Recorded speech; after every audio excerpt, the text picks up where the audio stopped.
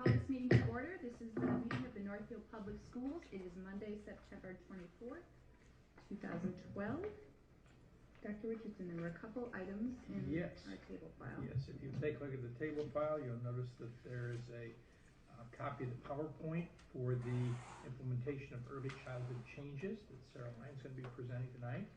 Also, we have a draft of the legislative platform, and I've added some additional information from C, including the brochure that we put together, and also an FAQ sheet about the video that you're going to be watching this evening, and also about the presentation that we're going to be doing that reflects that video. So all of that information is there, as well as an additional recommendation for employment.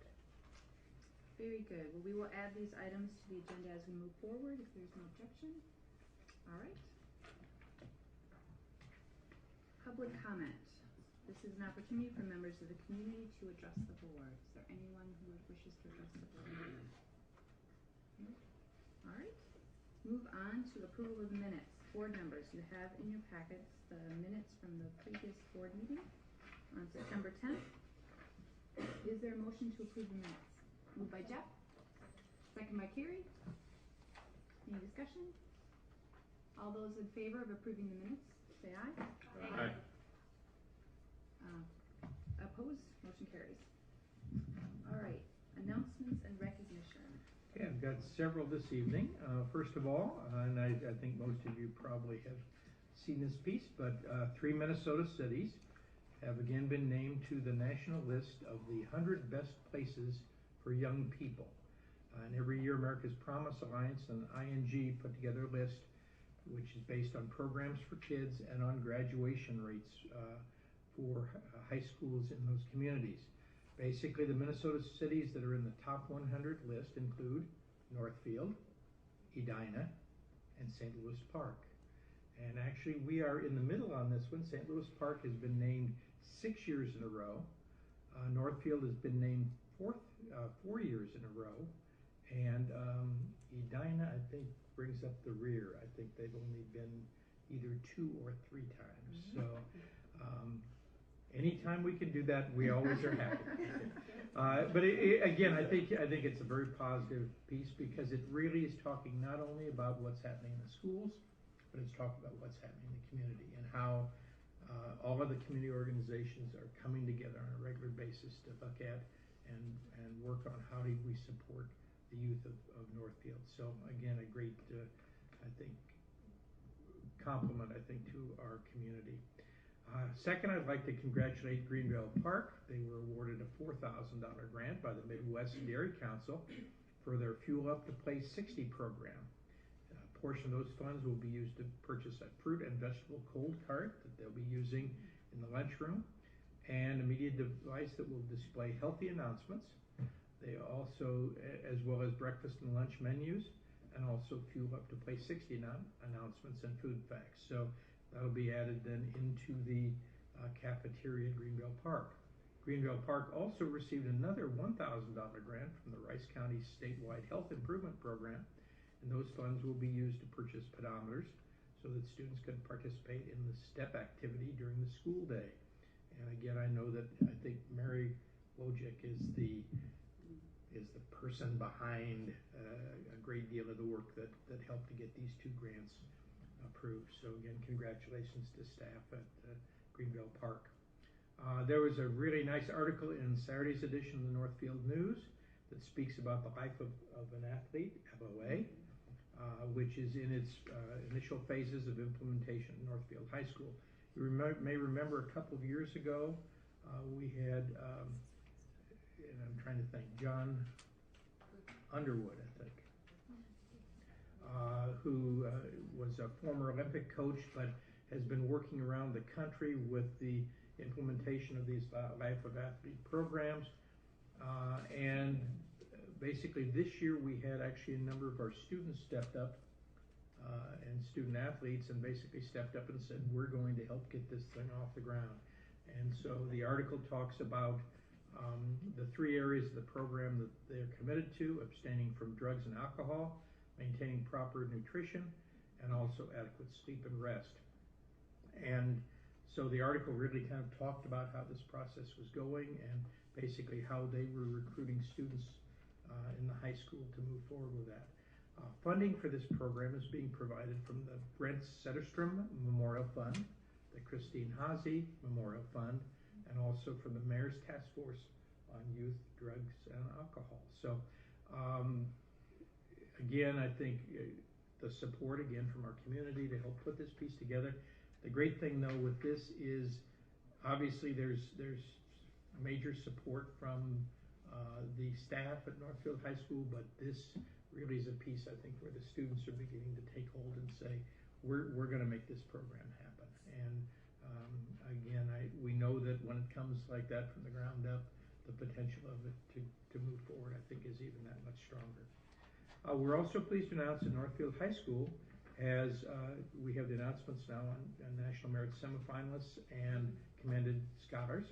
We have one National Merit semifinalist this year, Chen Yi, and we have 6 commended scholars, Emily Bristol, Elizabeth Buckite, Tyler Landvik Geyen, Geyen, G-E-Y-E-N.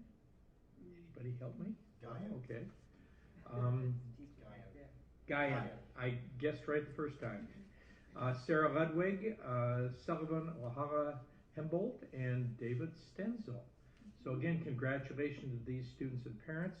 What we would like to do is have the board consider doing the reception that we have done in the past before the October 22nd board meeting. So we look at starting the reception at 6:30 on October 22nd.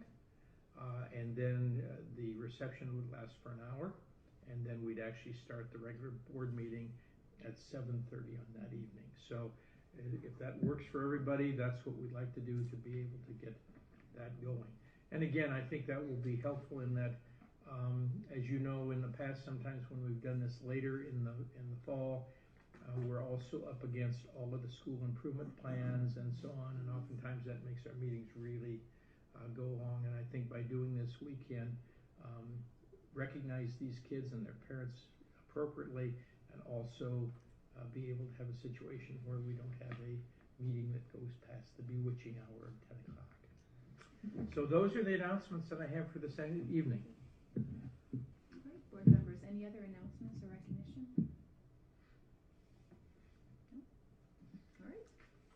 We are ready to move on to the first item for discussion. We have a report from Sarah Line. I'm just going to introduce Sarah. Okay. Sarah is our new early childhood coordinator for the Community Services Division. She began that work somewhere between late July and the 1st of August, and has already provided tremendous leadership, and so have the staff members in school readiness and screening and early childhood family ed to move this initiative forward, that being an emphasis on reaching our students who are most at risk, reaching families we aren't currently reaching, and working with even more partners to collaborate around young families so that children, all children, will be ready when they come to school at kindergarten. So, Sarah. Thank you. Thank you so much for having me. So we know everyone wants their child to be successful in school. We also know that half of the 5-year-olds in Minnesota aren't ready for kindergarten, and I know it's getting better, and the state is working hard on that, but we still have a ways to go. So what happens to those who aren't fully prepared? A recent study by Pearson Foundation found that 73% assume that if a child is not ready for kindergarten, when they get to kindergarten, they will acquire those skills. It's the school's job. They will get them caught up. Which is not true. I think we have fabulous teachers that work really hard and work many miracles, but by 3rd grade, only 70% on a whole of Minnesota kids are reading at grade level. And like I said, our teachers are doing heroic work, but clearly one of the smartest ways to improve the reading level of our 3rd graders is to improve the school readiness of our kindergartners. Kids cannot wait to learn. When we look at the brain development between birth and age 5, it is at a faster rate than any other time in a person's life. So that is such a critical learning stage.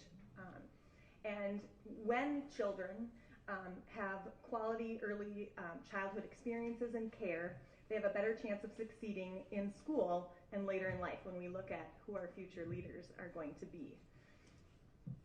An estimated 20,000 3- and 4-year-old children live in poverty throughout Minnesota, and it's no surprise that low-income children are less likely to participate in those supportive early childhood programs, care, education. But yet research shows that for every $1 invested in early childhood programs, the returns are between $12 and $16. So that is a wonderful investment. That's greater than my, savings and all of that. So our ultimate goal is by 2020, all Minnesota children will be school ready upon entering kindergarten. And I think the important thing to look at here is all children. And so I obviously am very passionate about early childhood, and I'm really excited to be in this position to provide leadership and to work together, not only in community services in Northfield, but as a community as a whole through the Early Childhood Initiative Coalition, so that we look at these guiding principles. Every single child deserves an opportunity to achieve his or her full potential. And we know that those early experiences affect the development of a child's brain and lay that foundation for lifelong learning. And we also know that, especially 0 to 5, the responsibility for a child's success rests primarily with the parents. So what can we do? What do we need to do? In order to maximize that potential, we must get children ready for school, and the schools must be ready for the children. So we're looking at, as a state, changing some of the funding, changing how we work things. And so what we're looking at is making sure that the priority rests in funding early childhood care and education for the children that are most at risk and need that extra support, achieving their full potential. So what do we need to do? We begin early. We know that the duration, if we can get those little ones in at 0, 1, 2, and 3 and be able to support the parents, support the families, provide purposeful instruction. And I think we do that. I think our ECFE programs and our school readiness programs provide quality education experiences. Just being purposeful, I think offering those consistent services. We are working to get families to come in when they're babies, baby talk, baby and me. Building that relationship with families, that would be probably their first experience with the school. And so building that and encouraging and engaging families as a whole to be involved and consistently involved. And then providing that quality program, which, like I said, we work at, and I think we're doing a great job. So what does that mean for us? Like I said, it means supporting families as a whole. We can only do so much when families and actually children come in. If you're looking at school readiness, sometimes we only see them 2 mornings a week, 3 mornings a week. Sometimes there's drop-off at ECFE and we don't see the families. ECFE, there's more opportunities for parents to be involved. But I think we need to look beyond that, and how can we support families as a whole? How can we extend those learning experiences, engaging and involving parents at home as well? One of the biggest things that I've learned is collaborating with other programs in the community. One big thing, like Hannah said, is putting the early childhood programs together, which they weren't totally separate, but looking at it as one really helps in our collaboration. We can support families with those increased services, and really working together as a community with other early childhood experiences, other early childhood professionals, to make sure our children are ready to be successful in school. So it's not your kids and your kids, it's our children in this community. And that's what we're most passionate about. We know that the state has been making improvements. We know wonderful, just turned a year old, the Minnesota Office of Early Learning. We also know that they're talking about that race to the top and providing grants, looking at Parent Aware so that parents can look at a star rating to see the quality of their early childhood education. So it's not only increasing that quality accountability, but providing grants maybe in the future so that families can have more choice in having access to those quality early childhood programs. And then with the accountability, making sure that we are measuring those outcomes and progress. And we are so lucky here in Northfield to be part of the PLCs, to have worked to develop a scope and sequence essential learnings, to communicate with district staff to make sure that we are aligning our programming with K-12, that we are providing developmentally appropriate opportunities for children and parents.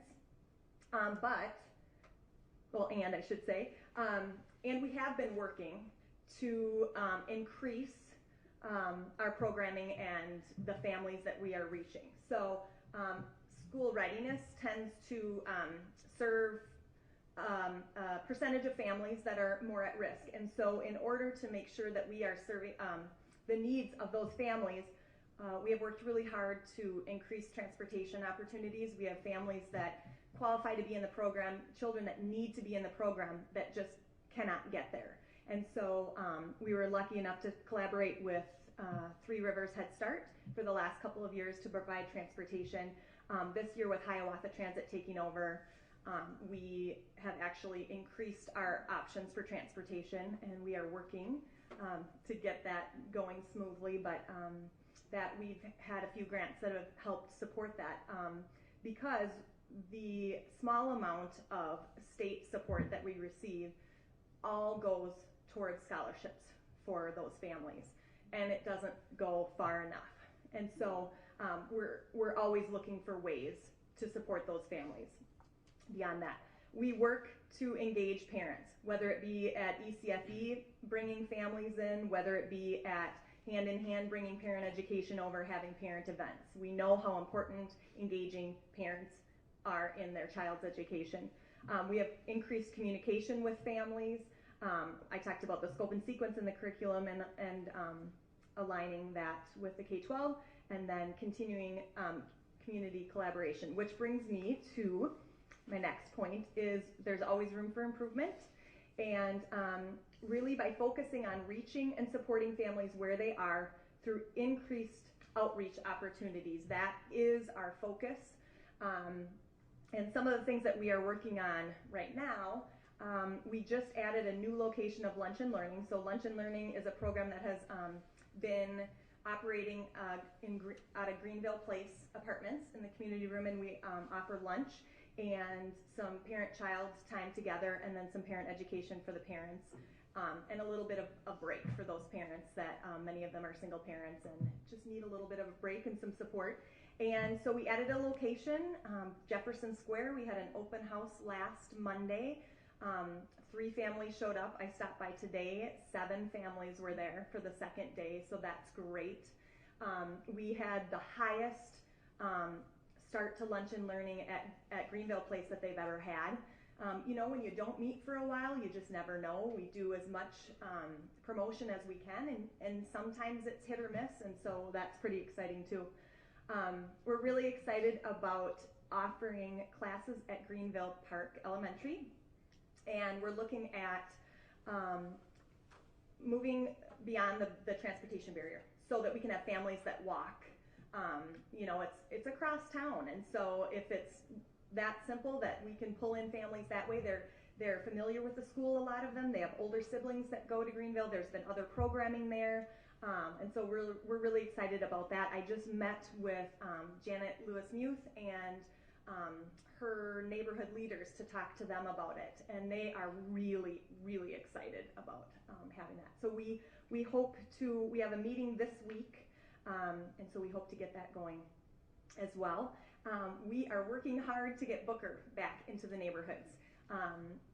The Friends of the Library are supporting the expenses of keeping Booker and getting Booker out, and we are providing staffing, so a parent and child educator. And what we plan to do is stop at certain neighborhoods. We have like Highway 3, North Apartments and Florella's and Viking Terrace, and Jefferson Square. We're kind of tossing around some ideas, working with the library staff, and we'll have regular weekly stops where there'll be some light programming. So it'll be, you know, similar to a story time, some resources for parents, a parent educator on site if there's questions or concerns.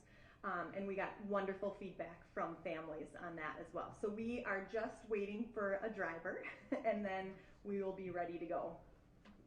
Another thing that I thought about, or we thought about, was why not bring parent education into other early childhood programs in the community? Why does it just have to be ECFE at NCRC? And so we've been working with, through the Early Childhood Initiative Coalition and just through our relationships with other nursery schools and that sort of thing. We already have 2 events lined up where a parent educator is going to go into the nursery school and do an event. And Open Door Nursery School and Northfield Nursery School are on board and really excited. So that's very exciting. We are looking at increasing at Hand in Hand. I think it goes along just with the collaboration. So if we're offering something for early childhood, does it just have to be ECFE, or does it just have to be Hand in Hand, or can it be all early childhood? We're combining our Parent Advisory Council, so it's an early childhood advisory council. We're all working towards the same goal. And so we're looking at more collaboration there. You know, for instance, we have Officer Thad coming in to talk about keeping your children safe. And so both programs will be invited, you know, when we have in the fall the fire truck, or, you know, just things like that, that increased collaboration. My goal is to have a parent engagement, parent event at Hand in Hand every single month. And in the past, we've had parent educators come 2 to 3 times a year, and we do something like the Wonderful Wednesdays, or with treats and things like that. And I just feel like we need to do that more often. And they are welcome in the classroom at any point. You know, there's volunteer opportunities, that sort of thing. But I think just being more purposeful about it. And then we're also looking at not changing the philosophy, but being more flexible with the programming that we offer. So if the traditional ECFE classroom is not meeting the needs of the families that we want to reach, we need to be flexible. And so just looking at some other options, you know, like we were talking about Greenville Park, do we have a drop-in and playtime where it's maybe they're uncomfortable separating and talking in a big group, you know, maybe it's just the parent educator there if there's questions, concerns, you know, as we build that relationship. So just that flexibility, and we always have room to grow. So I'm really excited about it. Staff is really excited and on board, and we're just going to keep trying things, and hopefully they will be successful, and if not, we're just going to keep trying other things. So thank you very much for letting me come and talk about this. Does anybody have any questions? Board members? Carrie? I don't really have a question, but I just want to thank you for this very interesting and energetic presentation. And it's really exciting to hear about the kind of more specific things about how you're going to go out into the community. Because I think when we made this change with the early childhood to have that kind of outreach, you know, we all sort of had our own vision of what that might look like. So it's really fun to hear the specifics. It was great to go to this new Lunch and Learning Today, second day, and see seven children there. Yeah. You know, it was very exciting. Yeah. So It's very exciting. Thank you. great. Thank you. Noel? Your enthusiasm is contagious. Yeah. Keep it up. I'll try and hold back. No, that's, We like it. Thank you. Thanks, Sarah. All right. We are ready for the pizza and equity in education. Yeah.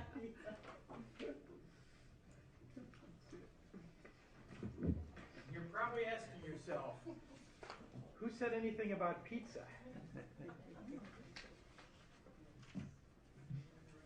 All right, if you can hang in there for a second. Okay, in your materials, you got a copy of the draft of the legislative platform for Schools for Equity and Education. And as you know, Northfield is a long-time member of this organization, and again, a school district that has consistently tried to address the fact that basically, as far as our level of valuation, the amount of dollars that we have behind each student, we're really not as high as many other districts. And despite that, our community over and over again has stepped up and said, we will tax ourselves in order to get the programming we want for our children, and we very much appreciate that. The platform itself basically reflects on kind of two core issues. It first of all begins with a reminder that, again, that funding of education, providing an educational program, is one of only two things that the state constitution requires, that and trunk highways. And so this reflects and reinforces the fact that that is a state requirement. And it's not only to provide the program, but it's to raise the taxes and whatever other resources are necessary to provide a uniform and thorough program. And one of the things that we've seen, unfortunately, is the state really struggling to make that happen, and especially over the last decade. The core of the program is really about two areas. It's about adequacy and it's about equity. And in terms of adequacy, we're really framing the fact that when we think about the funding level that we have for school districts, if we go back and we'd say, what were school districts getting back in 1991-92 in terms of dollars per pupil on the general fund formula, it would have taken almost $2,200 of an increase in order to just keep us so that we had the same amount of buying power as we had in 91-92. Well, the problem is that $2,200 has not materialized, and so we're that far behind in terms of the amount of funding, which is why we see about 90% of the school districts in the state have some kind of operating levy in place because they're trying to fill the hole. And so one of the things that we know is that we need to address the concept of adequacy. As part of that, we also need to address the funding that we need for special education, which again is an area where we have been consistently underfunded, consistently not being provided the funding that is required by the mandate to provide quality special education services for all students. As we know, back in 1974, when the IDEA law was passed, the federal government promised that they would fund 40% of the excess cost. They've never funded more than about 19% of the excess cost. They're now down to 17% of the excess cost. And if sequestration goes forward after this year, we will lose another 9 to 10% in terms of funding. So we're really kind of looking at that and saying, how are we going to continue to do the work we need to do? The second part of the platform is really about equity. And again, we've talked about that many times before. It's the whole concept of saying, when we think about what all students in Minnesota deserve, it shouldn't be your zip code that determines the quality of programming and the amount of programming that you have available. But what we know right now is that based on the differences in valuation, it is much more difficult for some districts to provide the quality programs and services than it is for others. And so a lot of the equity platform is really about increasing equalizing factors, both on the referendum and debt service levies, equalizing the other education-related levies, and considering the concept of reestablishing the general education levy. Because the general education levy, which was in place before my good friend Jesse Ventura took office, basically was a levy that was fully equalized. And it was levied across every school district in the state. And the difference between what the middle levy levied in your district and what you needed to generate your basic formula came from state aid. Well, when Mr. Ventura came into office with the big plan, he decided that he would take over the entire funding of the general fund formula. And that was a great idea to begin with. Taxpayers were thinking that was great. They were going to see significant reductions in their property taxes, and we weren't going to have to fund the general fund through property tax anymore. Well, the reality we know is after the first 2 years, they were unable to continue to fund the general fund formula, and so we've been struggling for the last decade with having deficits growing in terms of the general fund formula. And so what we're asking people to consider is potentially reestablishing that general fund levy, because in doing that, that would give the state a much better base in terms of funding for education, and it would give us total equity in terms of the generation of those general funds. The other piece I want to share with you tonight, because that's the platform, and you've kind of heard it, probably some of you to the point where you could recite it in your sleep. Equity, adequacy. But what we also know is when we try to talk to legislators about this, oftentimes when we try to talk to our communities about this, people's eyes glaze over pretty quickly. And so over the course of the last year, the C Legislative Committee has worked very closely with a group of PR folks from the various districts that are part of C to create a short video and then also a PowerPoint presentation. So tonight what I'd like to do is to share with you the short video and then also share with you the PowerPoint. And our hope is to be able to share this in other venues as we move forward, because it does, I think, help people to really understand what the equity issue is all about. And while I think everybody can respond pretty clearly to the adequacy issue, they understand we don't have enough funding and the funding is not kept up with inflation. It's much harder for people to understand the equity issue. So what the video and the presentation will help to do, I think, is to make that a little clearer. So I think we're ready, sir. So first of all, we're going to take a look at this very short video, and hopefully you will be able to recognize yourself as hometown.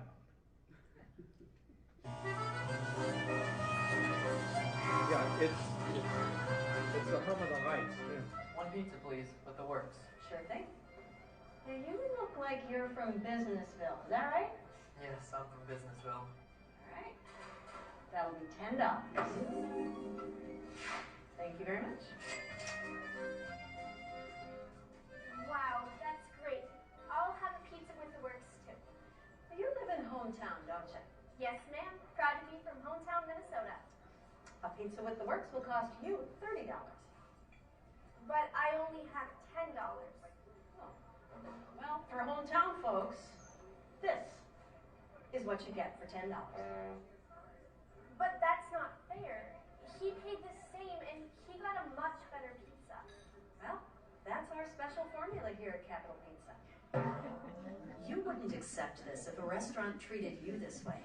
Yet this unfairness is real for a lot of school children and taxpayers across Minnesota. Here's how it works. When the residents in Businessville pass a levy referendum for their schools, the corporations, shopping malls, and office complexes help pay that bill. Neighboring hometown has very little business development. When residents in hometown pass a school levy for an identical amount of money, they pay 2 or 3 times as much. You heard right. That's double or even triple the dollars for the same amount of school levy money. Homeowners in Businessville get a tax discount that is sanctioned and approved by state lawmakers. Under the same unfair system, if levy taxes are equal in the two towns, Businessville schools get 2 or 3 times more levy revenue than hometown schools. This allows Businessville schools to offer their students more opportunities and a higher quality education than students in neighboring hometown, who have larger class sizes, fewer music and arts programs, outdated technology, no extra help for kids who need it, and fewer advanced courses.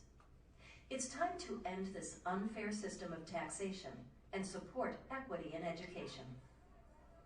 Tell your legislators to equalize education funding to make Minnesota's system of funding public schools fair. For more information, go to schoolsforequity.org. All public school students, like me, must have equal access to a high-quality education, regardless of where they live in Minnesota.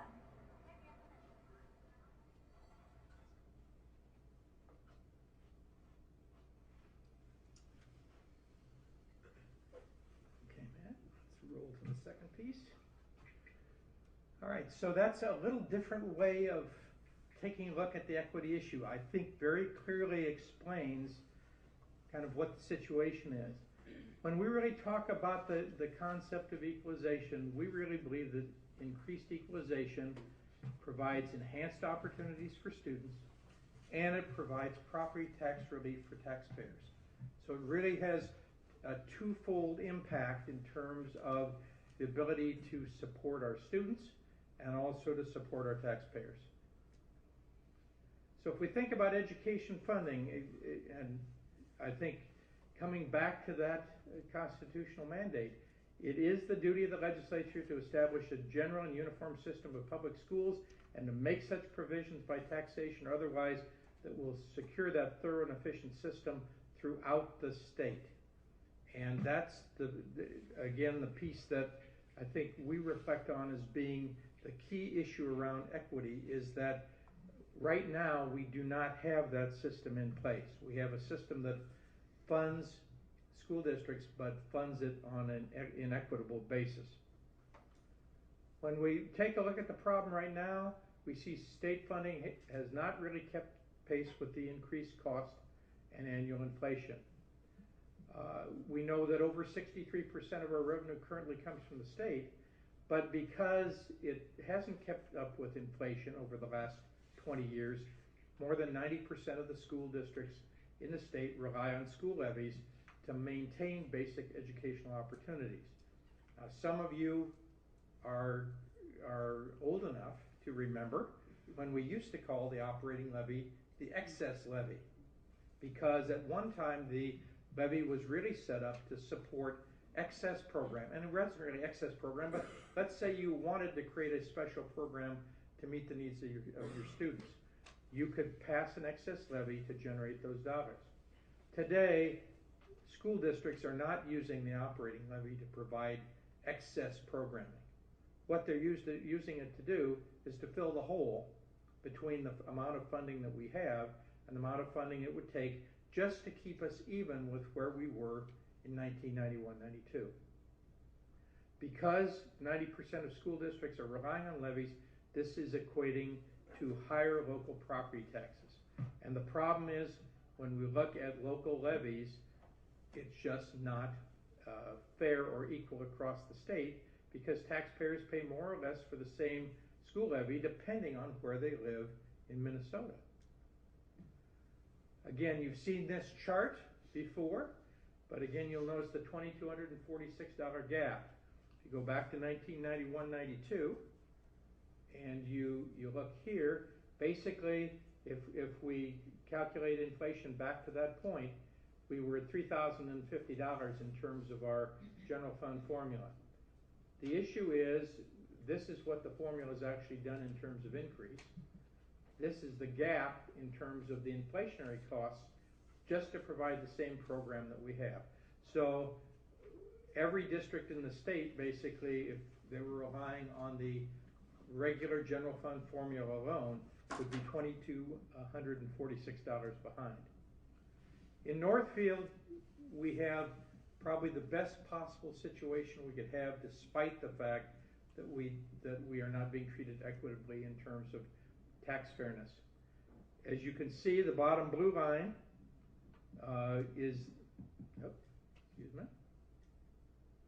the bottom blue line basically is the current state aid. And what you've noticed is that when you look at the state aid calculated based on inflationary ability to fund programming has actually dropped significantly. We finally got a small $50 per pupil increase between last year and this year. You will see that our levy has grown to where we have a levy at over $1,600 per pupil. And only because we have that levy, we are at least above the 0 point. However, we're not where we would need to be in order to totally fund our educational program. But we're in a much better position than many other districts. Many other districts with lower operating levies, this red line is down in here, because without a significant levy like we have, they are also then facing significantly less funding than they need in order to meet the needs of their students. So districts rely on voter-approved levies. Those levies are primarily generated by local property taxes. The legislature caps local levies at $1,633 per pupil.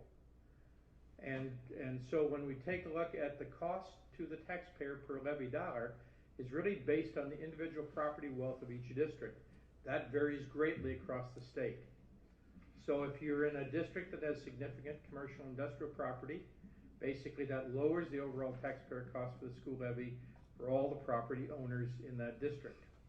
Our district, like all the other districts in C, is a low property wealth district, which means we pay more than our neighbors in property rich districts, but we receive less school levy revenue. So how much different is it?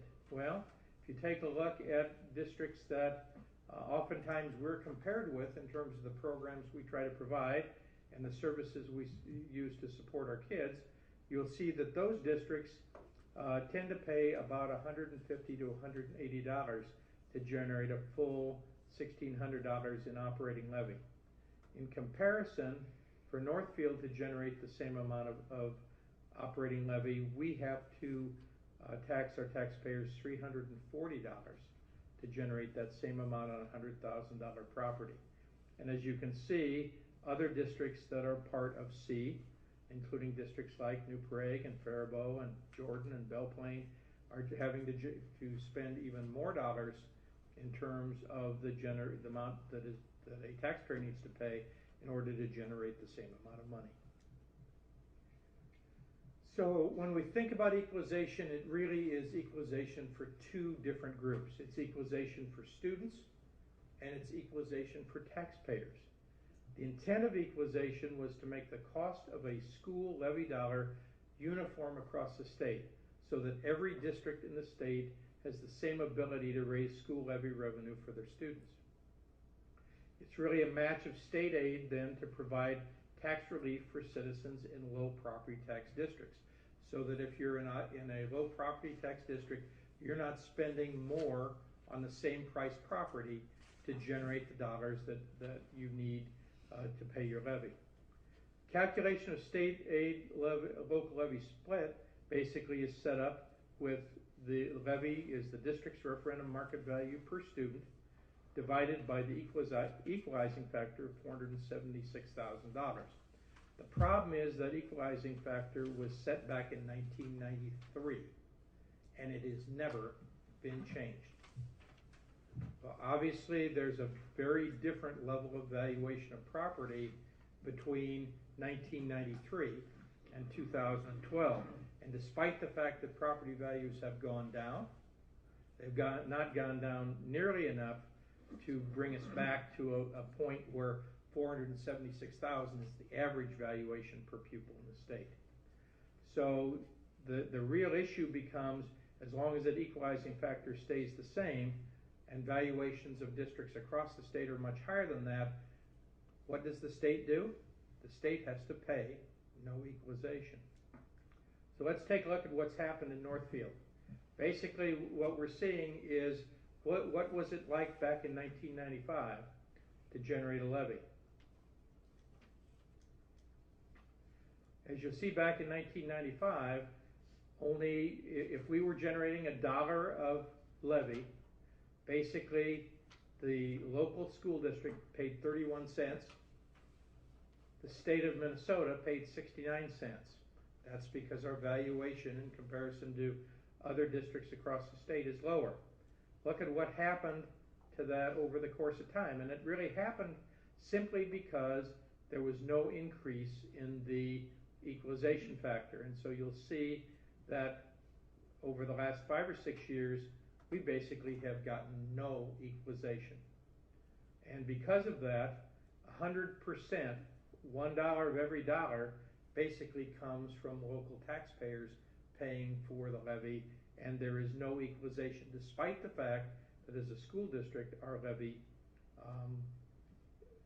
should really have a significant amount of state equalization if we're going to be treated fairly and equitably compared to other school districts.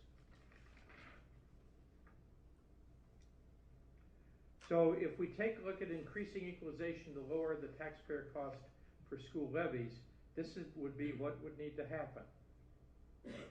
You can see right now, this is our current situation. If we're generating $1,605 per pupil levy, we basically, a taxpayer with $100,000 of assessed property pays $341 to generate that $1,605 of operating levy. And that's at the current equalization factor, $476,000. If the equalization factor was increased to come closer to what the average equalization factor is across the state, then you would see that amount of cost to the local taxpayers drop. And what we're suggesting is that we need to move that equalization factor up so that it comes closer to matching the level that would allow every district to be funded in the same way. If you remember the previous slide, we looked, however, at Orono and Hopkins and St. Louis Park, all of whom are generating this amount of levy at $1,605 for about $150. So in order for us to get down anywhere close to where they are, we would have to have a significantly different equalization factor, which would allow us then to reduce the amount of levy to local taxpayers and would treat us fairly in comparison to other school districts. So what can you do? Email or call your legislators. Make equalization a priority during the 2013 session. That's what we intend to do as we talk to legislators. Make them understand how important this is to look at both taxpayer fairness and also fairness for students. You can also receive SEA's electronic legislative updates and alerts. You can sign up at www.schoolsforequity.org. Actually, this presentation, as well as the video that you just saw, is available there, and you can download it, you can play it, etc. Also, you can look at information for every other district in C, because they've actually created an individual presentation for every single C district, all 60 of them. And you can also, for more information above and beyond that, you can go to schoolsforequity.org, because that's a repository of lots of information in terms of issues around equity and adequacy of funding. So I just wanted to share this with you. This again is the presentation that the Legislative Committee has worked to put together along with the pizza video as a way to begin to try to do a better job of explaining to people the issues around equity and the impact that lack of equity has on the ability for not only taxpayers to be treated fairly, but also students to be treated fairly. Questions I can answer for you. Ann? Ann? I have a comment. Along with this pizza video, and I think it's both on the district website as well as the C's website, is a video presentation that Deb Griffiths, who's the outreach person for Schools for Equity in Education, she did a talk here a little over a year ago. And it's really good because she studied a little bit about Northfield situation, and the League of Women Voters helped sponsor it, so it's a very, very clear presentation that sort of shows more about how it is for Northfield. She kind of personalizes it for us. So that's another resource for looking at how this all works or doesn't work. Well, and one thing that we would very much encourage would be if there are groups in the community that would like to hear this particular presentation or get this information, we would be happy to come out and share it with them. Again, I think it's a key issue as we talk to candidates and as we move forward in the election this fall, for candidates to really understand the issues involved with adequacy and equity. And, as a reminder that it is one of only two things in the Constitution that legislators and the governor are required to be thinking about. And despite the fact that maybe we've talked about lots of other things going on in this legislative campaign, those are the two core issues that every legislator should be thinking about as they think about election, because they're the two things that are required by the Constitution for the state to deal with on a regular basis. Julie? Just a comment and a question. My comment is interesting that we have this presentation tonight, in that we're also going to be listening to Matt in terms of going forward and timetable with iPad, because there's real concern that there's going to be a great digital divide now between these schools. And I think, everyone can have textbooks, some are older, some are newer, but I think the disparity will be very obvious when you have districts that are able to afford this transformational technology, and those that aren't able to. So I think as we go forward, it's going to be that much more of a concern for so many. My question is, the task force that the governor is convened, and I believe being led by Tom Melcher. Is equalization something that will be of issue to them beyond just the general fund levy? We have been trying to watch that very closely, because again, that's one that the governor's office really put together and is kind of moving forward with. It doesn't have, I guess, my sense, the real attention to equity that I would have hoped it would have had. I think the focus in the governor's initial proposal was a focus on increasing adequacy. So the idea that if we raise all votes and we begin to compress the difference between the lowest funded districts and the highest funded districts, that we're going to help everyone along. It was, I guess, really impressive though, Julie, is that Ann and I also listened to a presentation on Friday from the Commissioner of Finance, the Governor's Commissioner of Finance. And basically, if you'd shut your eyes, you would have thought you were at a C meeting. Well, we were at a C meeting, but that you were at a C meeting hearing the Governor's Commissioner talk about C platform issues. They talked about adequacy of funding. They talked about equitable funding. They talked about how do we increase equalization. So while I don't see it as strongly in the pieces that we're seeing from Tom Melcher, it's very clear from the governor's office that he absolutely understands the equalization component, and that his commissioner definitely understands the equalization component. Obviously, the key piece at this point will be taking those discussions, and as we move into this next 2 years, thinking about how are those pieces going to come together. Thank you. Other questions? One of the things I appreciated was how it outlines that you shouldn't just, it's not a choice between funding and equalization. And thinking about that there's 60 districts, how many students that represents that you're hurting, Well, and what we figure is that the 60 districts that are represented by C, and remember, there are a whole bunch of other districts that really, for all intents and purposes, should be in C because they have the same issues in terms of valuation as we do. But just the 60 districts alone represent about 25% of the total student population in this entire state. So about 250,000 kids. So a quarter of our students. So a quarter of our students are being impacted by this issue. And really, as I said, we have some other districts that should be in C, but for whatever reason have not chosen yet to join, and oftentimes are not involved in any organization right now, but definitely fit the C profile.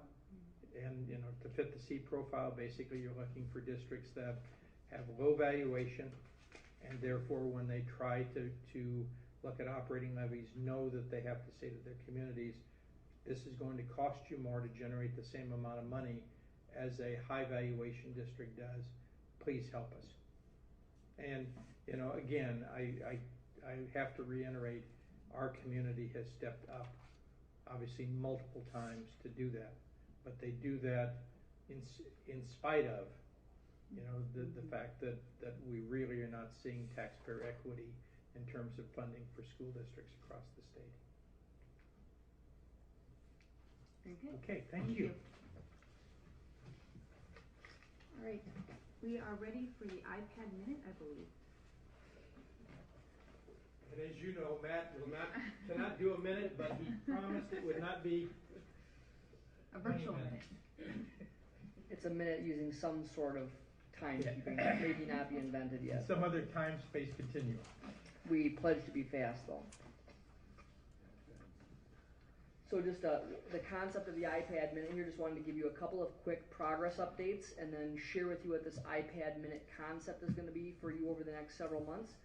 First of all, the big piece in the fall here has been our continued professional development. As you know, we offered something ridiculous like more than 17 or 18 iPad 1 and 2 sessions since the beginning of August and continuing into the school year. In fact, had one more this afternoon for a couple of folks.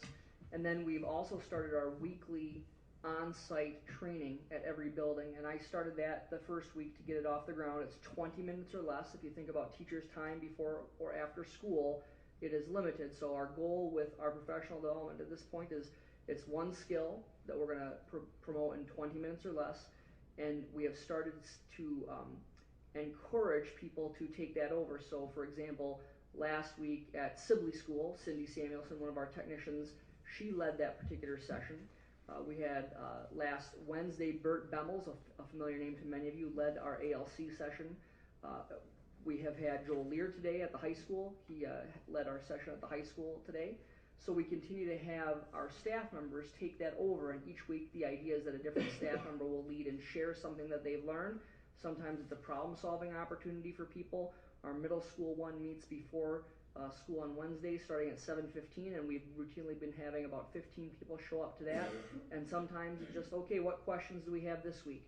So really pleased with those on-site sessions. We think that they're very positive, and it's going to continue that momentum moving forward. So that's an important piece. Talking about progress of now using one iPad. We have one iPad per classroom now, and how are we using that with students? And that's a logical transition. Up until about a week ago, most of our focus was on getting teachers comfortable with the device itself, showing them some professional efficiency kinds of things that they can do with the device. And you're noticing the transition now to, okay, I'm feeling more comfortable. Now I can really use this for my students. And I'm going to give you just a couple of examples that I've seen in the first couple of weeks. Things that range from very basic and things that, wow, that makes good sense, to things that are pretty darn cool.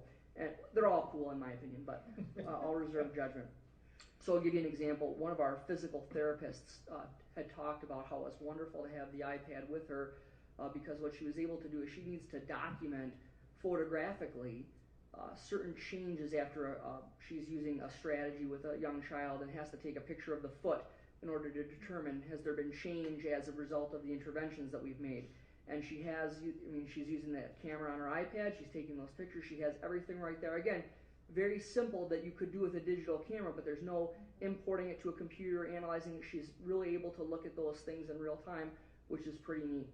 Another very basic but simple and good piece is I've heard from several teachers who said, before I could fire up, especially at the elementary level, before I could get into my morning meeting, which many of our elementary teachers use their smart board for, I would have to keep the smart board turned off until I took attendance, and then I could have students start the morning meeting activity at the smart board because I need to take the attendance first so that the office knows that the children are here. With my iPad, now what I'm able to do is have the iPad in my hand as the children walk in the door, take attendance as they walk in. Kids have a very natural transition to the day. They walk in, they put their stuff down, they begin to interact with the smart board for whatever the morning meeting first activity is. And so again, not earth-shattering, but if you think of just that little bit of flow each day makes that just that much more of a difference. Another concept that I'd like to share is we're starting to see people who are looking at components in terms of virtual dissection. So our 7th grade middle school science teachers both have downloaded a virtual frog dissection app that they are using in a station-based format. So while students are studying a bunch of different things, they have a station where students can use this virtual frog dissection app. And what they really like about it is that they're able to compare the frog's biology to a human's biology. And the app is able to do that, where that is a little more difficult to do if you have the good old frog. Right now, of course, the good old frog is probably the best in all situations, but this is a station-based activity where the students have that opportunity to interact. Again, this is just one iPad per classroom, and we're already seeing less than 3 weeks into school people generate very good ideas. This is an incomplete list, and it's only the things that people have made me aware of at this point. So I think you're seeing people take the reins and moving forward, which is exciting. So those are just a couple of examples of, Mr. Thornton, did you have any that you wanted to share? Okay, very good.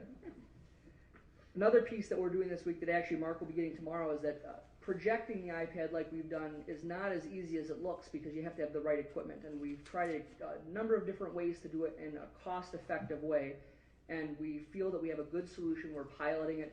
I would say it's probably in a dozen classrooms now that are trying this wireless presentation module, and we're seeing some real success with it.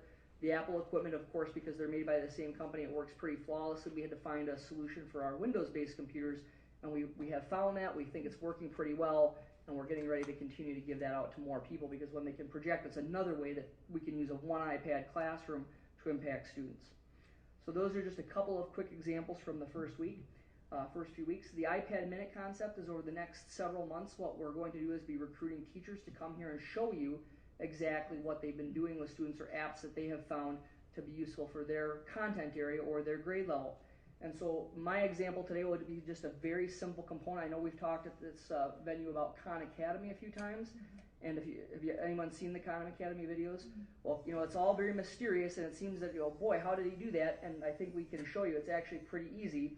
So we're going to use a little app here called Show Me, and what Show Me does is it has an opportunity for a recordable whiteboard. This is a free app, and it also connects to a website, that's a really important component at the end. So I'm just going to demonstrate Show Me for a moment. So I would just go ahead and tap Create a Show Me.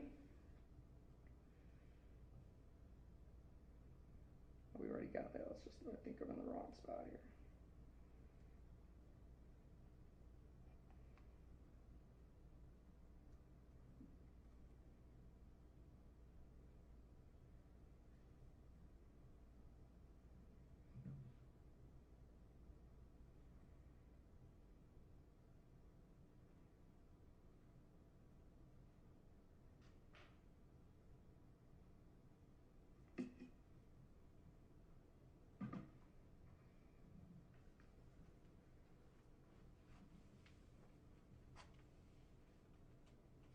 What I'm going to do here is I'm going to go ahead and I'm going to say Create a Show Me. And now what I have is I have this little interactive whiteboard, a very basic, this is not exciting stuff, but I go ahead and tap the record button. Now I'm going to talk to you this evening about 3 different kinds of angles that you may run across in our mathematics textbook. The first one, forgive my drawing, is a right angle. And we all know that the right angle is a 90-degree angle, no more, no less. We also have an acute angle. An acute angle would be an angle that is less than 90 degrees. We also could have the real fun one, which is called an obtuse angle. Many people call me obtuse, but an obtuse angle is a situation that it is more than 90 degrees, but less than 180 degrees. Do you think that you could find examples of acute, right, or obtuse angles in our school? Why don't you look in our classroom and tell me what you think? So I paused the recording there. I could actually input photos, and I could do all those kinds of things. You'll see at the top I could use different colors, I could erase, but just think of that natural component that I could do. And now when I'm done, this is the important piece for teachers, in my opinion. You say save the Show Me. I'm going to give it a test. I'm going to give it a name, test board meeting. And I'm going to say, we should make sure that it goes right here. I'm going to say save. And it's going to ask me what category do I want to put it in. I'm going to put it in mathematics. And I'm going to say finish. Takes a couple of minutes. Now I'm going to talk to you this evening about 3 different kinds of angles that you may run across in our mathematics textbook. The first one, forgive my drawing, is a right angle. And we all know that the right angle no hands. Is a 90-degree angle. No more, no less. You get the idea. The important piece here is that this is a great opportunity for parents maybe to explain to elementary age parents about the kinds of strategies that they're teaching kids in mathematics, because mathematics instruction has changed a tremendous amount in the last decade. And so this will automatically post this to my website. the Show Me website. So if I go out to showme.com and I happen to know that my address is Matt-Hillman,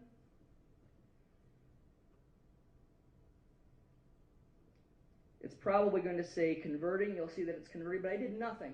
All I did was say save, and as a teacher, I didn't have to go to my website and upload a video. I didn't have to edit anything. All I had to do was press save once, and it went out to the web. So we think that this very simple tool, it is the base for classroom in a lot of ways. There are some other apps that do something very similar, Educreations, Explain Everything. The Show Me is the one that we found so far that we tend to like, and we've been showing that over the last couple of weeks. So that's just one example of how we can use the iPad in a different way to connect with kids. And if you think about the Show Me piece, it could be communicating to parents, it could be a reteaching station, it could be that I've recorded the instruction that I'm planning to give today to my third graders, and I have a station for those kids who maybe need to hear it again. It could be pre-teaching. If I have a unit coming up that I know a student would benefit from seeing it before I give the demonstration, I could do that. It's very flexible, and you're only really limited by your lack of imagination, and you'll see that my video is now posted to the web. The other really cool thing about this is that within Show Me, I can tap Learn Any Topic, and when I go to Learn Any Topic, now I can see all of the people in the world who have created a Show Me, and I can see maybe there's someone who's explained something in a slightly different way that would resonate with that student who is struggling with the concept. This is not a new idea. My cousin's in medical school at the University of Minnesota. He has access to every lecture from the University of Iowa as well as Minnesota. I think there's a couple of other schools, because what they're saying is your future job is so important to us.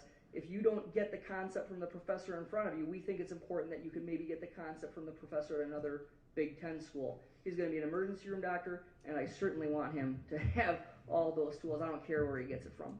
So the idea is that we can go ahead and look at various pieces, and I think you get the idea. That's the concept behind the iPad Minute we're going to share with you over the next few months, just this last piece, where we recruit our world-class teaching staff to come here and share with you their ideas of how they continue to implement these with students. Not a minute for me, but much faster than ever before. So, thank you. Thanks, Matt. Matt, I guess I just need to ask, your timing then for coming back to share with the board our draft timeline at the next meeting? Yes. Yeah, Okay. we have a draft timeline that we will have some further dates nailed down. We have some ranges of dates for some public meetings and some of those kinds of pieces, and we can certainly share that at the first meeting in October. And I could give you a concept of it, but I think Stephanie is ready to go. So Yes, she is.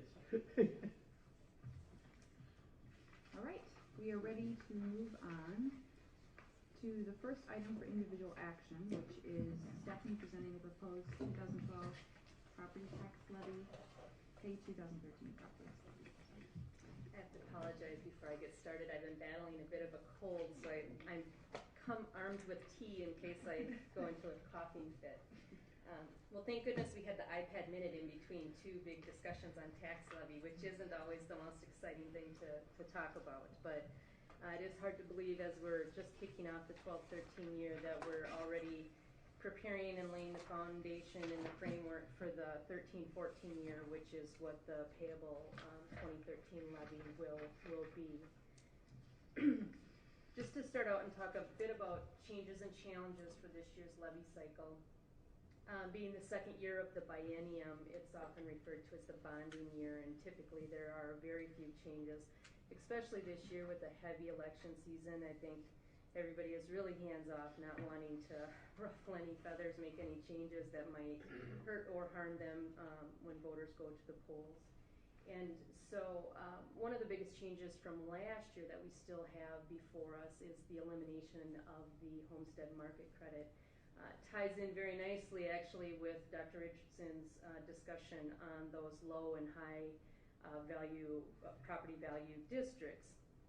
Us being a low value district predominantly, you know, my little editorial comment was that, you know, I think it started out to be a good goal, but it had some unintended consequences, and the goal was to reduce the state spending, which it did by about $261 million.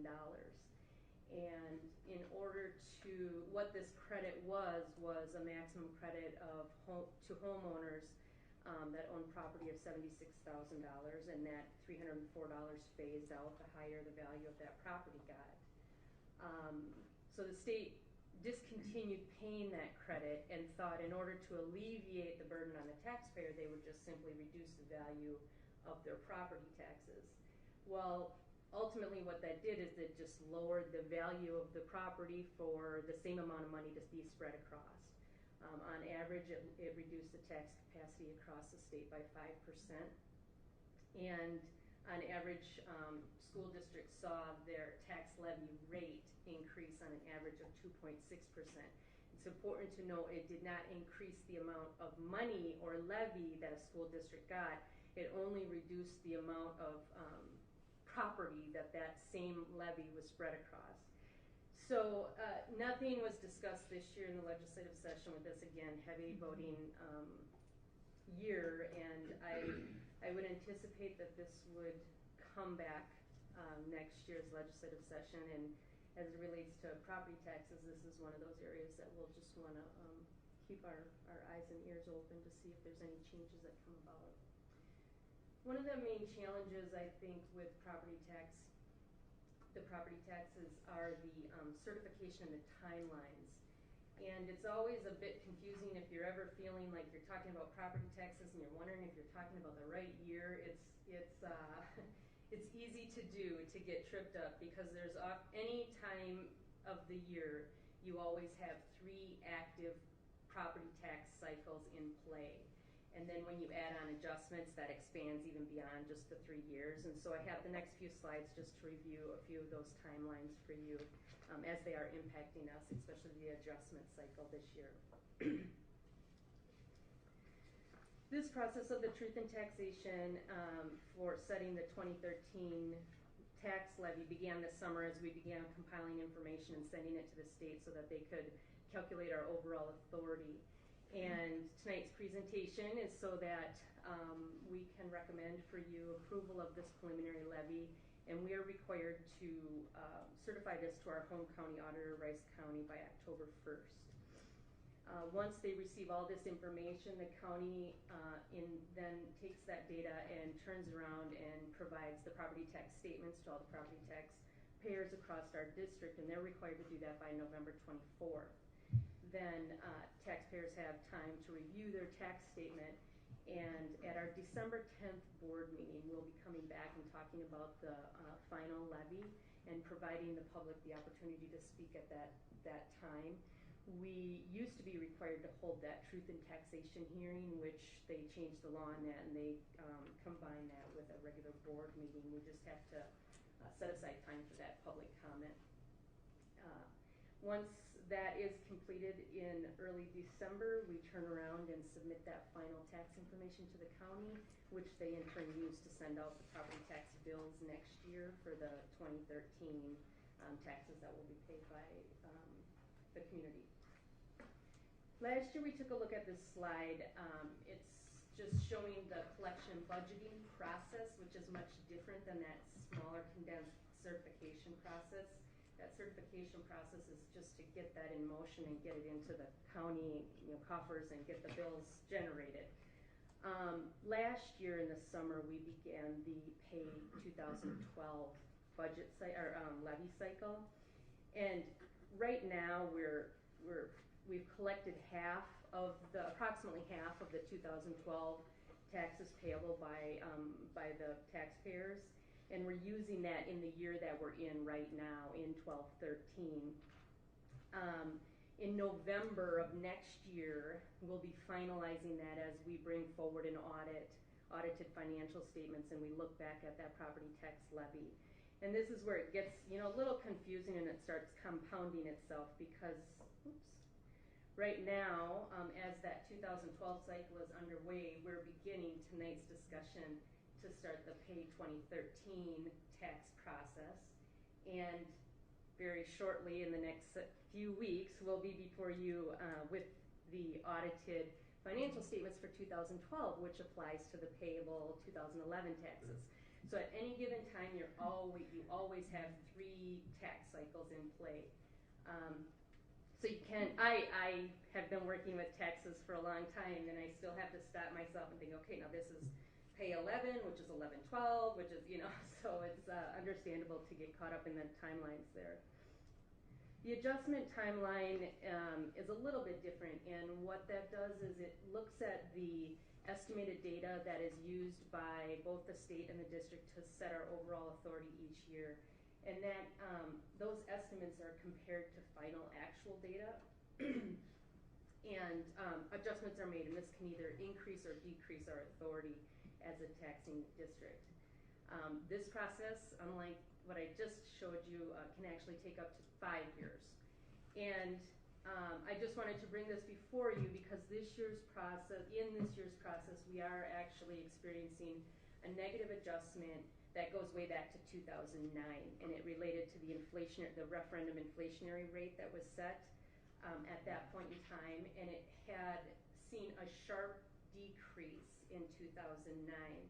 Unfortunately, as that data was all getting compiled at the state, that decrease did not catch up quickly enough to the data that went to the county and the decrease in the inflationary rate. And so we were set at a levy level that had a higher inflationary rate than was actually calculated. There's 2 points in time, though, that they adjust for that, and this is very common, but because it came so late that year, the board here in Northfield had already certified your levy. It was at the end of September, so the levy had gone to the board and been certified at the county, and so no adjustment was made at that point in time. Now we're 3 years beyond the first time that they could make that adjustment, and it's kind of had a little bit of a compounding effect. But it was in the 2009 certification process for pay 2010, and that was revenue that we used in the 2010-11 fiscal year. That audit, of course, was completed in December of 2011. And why it takes so long is then MDE looks at that financial data from our audit that came into them December of 2011, and they compare that to the levy that was set way back in 2009, and that is when the adjustment is made. And so that's why that timeline is just expanded so long. And since it's not until the end of December that they get that data, the first time they have an opportunity to make the adjustment is on the pay 2012, or in 2012 for the pay 2013. So we do have, and I'll talk a little bit, I'll show you where that adjustment shows up, and you do see a decrease in our overall authority. And there's a few things going on, but one of the key items within that decrease is the adjustment. So I just wanted to go through briefly that adjustment timeline for you. And it's, again, a lot of different timelines, a lot of different cycles with property tax process. When looking at the property taxes, we have the levy authority, or the limitation that's set by the state, and that's with all the data that we submit, versus what we certify. Districts don't have to certify their overall maximum authority.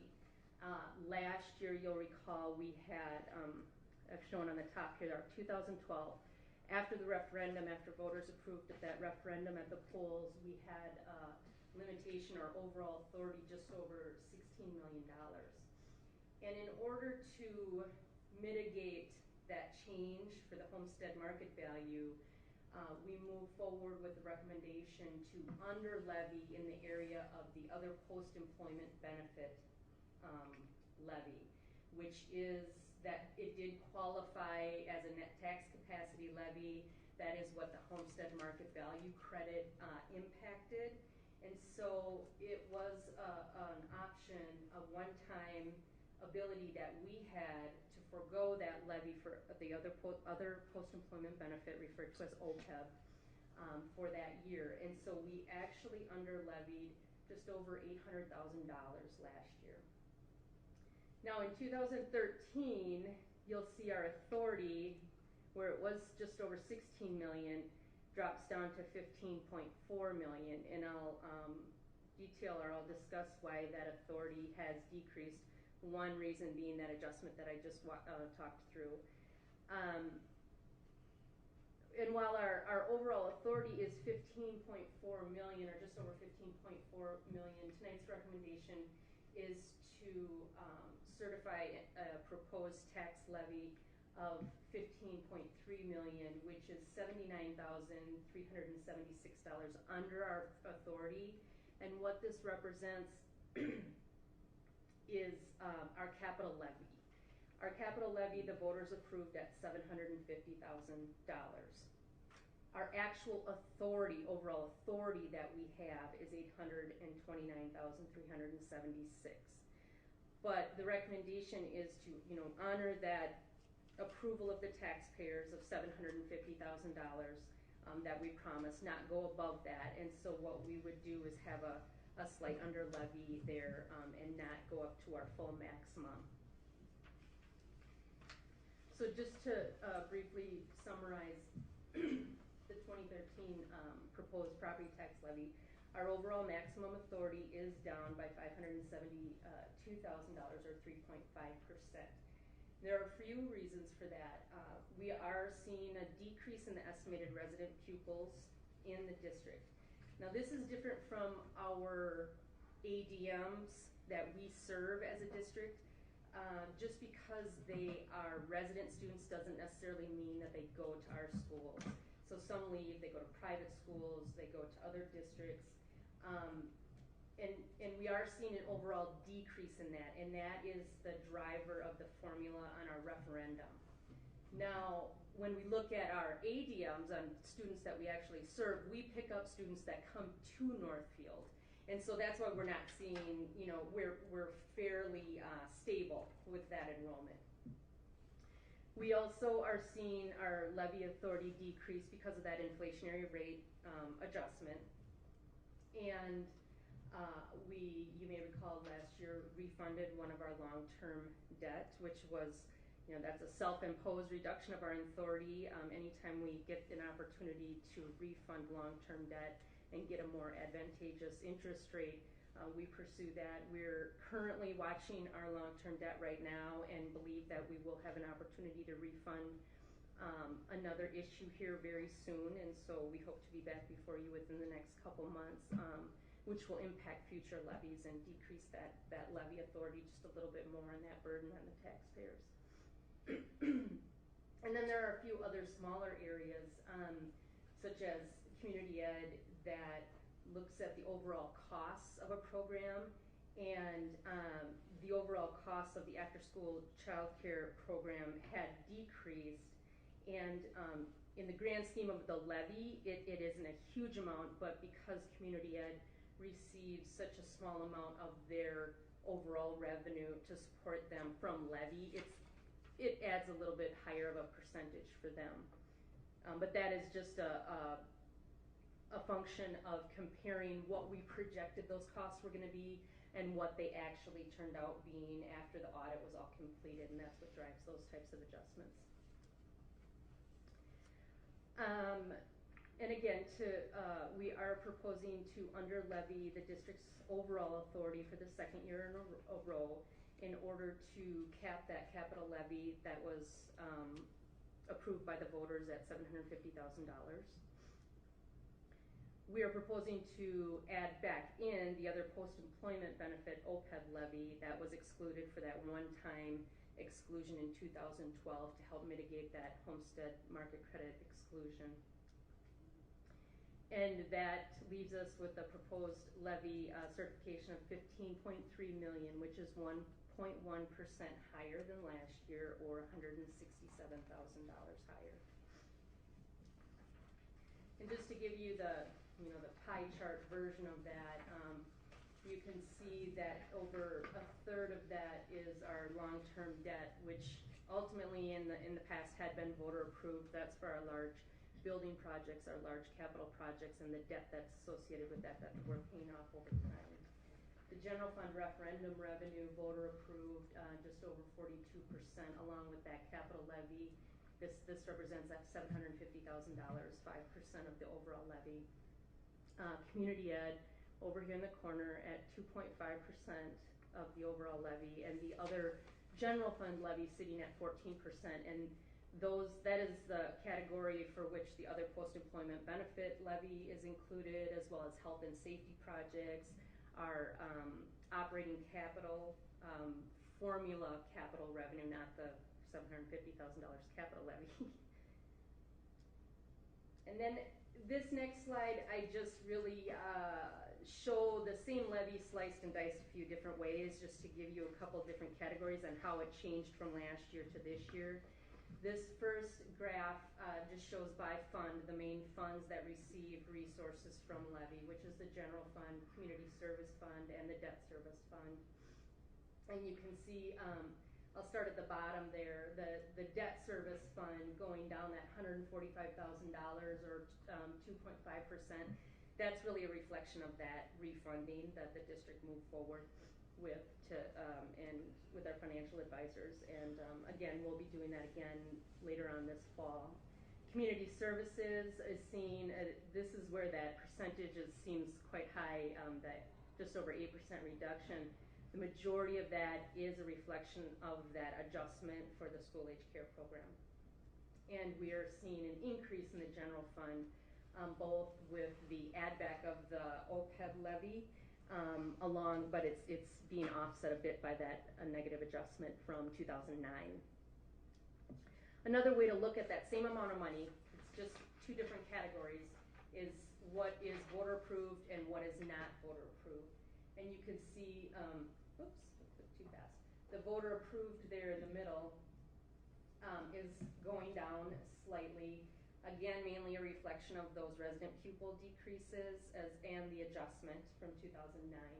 Our other levy going up, other levy category I should say, going up quite significantly, but a reflection of the other post-employment benefit because we did forego that from last year. And then on the bottom, last year I just broke it out into these two types of levies. Again, that exclusion of the homestead market value credit impacts just the net tax capacity levies. And so when you look at our overall levy as a district, you can see we had a slightly higher amount in net tax capacity. This is the levy that had less net property taxes to spread across, and it's the greater share of our levy, and so that's why we were seeing that higher percentage rate impacted by that exclusion at the legislative level. But again, just a couple different ways to look at the levies in different categories and compare it from year to year. And that is all I have. I'd be happy to answer any questions that you might have. Again, it was nice to have that iPad minute in between those two conversations, right? Thank you, Stephanie. I know that you've been having to have some ongoing conversations with MDE about the inflationary side. I appreciate all the work that came into getting us to this meeting today. Thank you. So, board members, questions? John? I just have the statement that this is, I think, as clear as it could possibly be. I was really trying hard to come up with some good questions, but I think you answered all of them in your presentation. Good. Thank you. It's scary, isn't it? Yes. Well, let's hope that the legislators have more appetite for taking a look at some of these things next year. Yeah. I think the really positive thing too that I think we've been able to do, and I think Stephanie's kind of reflected that, is over the last couple of years, as we have seen things happen that are outside our control, things like the elimination of the homestead credit and whatever, we've been able to step in and do things locally to help to offset and to smooth the bumps and the drops in the total taxation that we are looking at. So I think the real advantage is in doing this, we've been able to keep the tax increase low, and as I think, as you know, in comparison to the other entities around us, a 1.1% increase is very low. And again, I think it's because we've really tried hard to do those balancings. And we are at a point though now where while we could forego the OPEB for 1 year, that's not something that we can do on a long-term basis, because we need to continue to fund that so that the resources that we need in order to fund folks as they retire doesn't end up beginning to draw dollars out of our general fund. And so we're really trying to keep up with the cost of that in each year going forward. And I think we're able to do it this year with a very low impact in terms of the taxpayers. Thank you, Stephanie. All right, Board members, you have the superintendent's recommendation in front of you based on the presentation that you just heard from Stephanie. A motion to certify the county auditors for the 2012 payable 2013. So that proposed certified net tax levy is the amount of $15,375,473.42. Do I have a motion from Noel? Second? Second. Ann? Got a motion from Noel and a second by Ann. Are there any further discussion on the motion? No? All those in favor of approving, say aye. Opposed? Motion carries. The next item for individual action is the annual report on curriculum instruction and student achievement. Board members, you saw a draft of that in the last board packet, and you have a copy of it in your board packet for tonight. This will be going online By October the 1st. Yeah, everything is pretty final here. The essential messages don't change. I noticed a couple things we're still missing. On the back page where we list administrators, we've got to clean that up a little bit. Photos were put in since you saw this a couple of weeks ago. But essentially the reporting is complete, and that's really what you're approving. So we'll just keep cleaning it up till we're ready to put it online. And we always make some paper copies available if anyone needs them. And we put that on the website that people can find it either online or request a paper printed copy. Thanks, Hannah. I think I'd also like to add that Heather Kuhinka really does all of the work here. You know, we send out reminders, all the principals, all the administrators do their parts, but it's Heather who pulls it together and really herds those cats. She does a great job. And they're going in many directions. Well, I think we all appreciate her herding of the cats, because this is one of those pieces that we hang on to. I know as a board member that you refer to it. Yeah, absolutely. It helps to have it all in one place. It does. So, board members, I am looking for a motion to approve the 2011-2012 annual report. Moved by Carrie. Seconded by Ann. Any further discussion?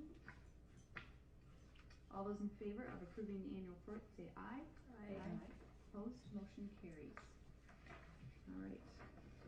Consent grouping. There were a few items from the table file in terms of personal appointments that we will be folding in to the consent grouping. Is there anything anyone wishes to pull from the consent grouping?